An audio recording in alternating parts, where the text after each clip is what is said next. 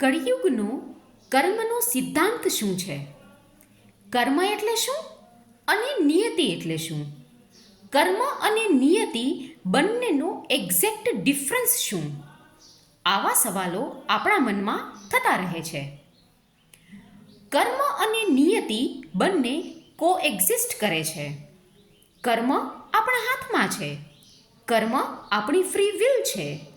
આપણું કર્મ આપણે પસંદ કરી શકીએ છીએ, જ્યારે નિયતિ એ પહેલેથી જ નક્કી છે, પણ અજાણી છે, અને એટલે જ એની મજા છે.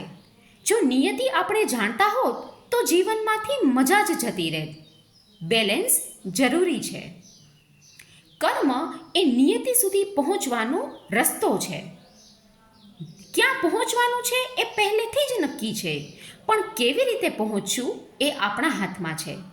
દોડીને એકવારમાં જ પહોંચી જશું કે અથડાતા કૂટાતા પહોંચશું એ નક્કી નથી. ભગવાને અર્જુનને જણાવી દીધું હતું કે તારા બધા દુશ્મનો મરી ચૂક્યા છે. તું જીતી ચૂક્યો છે.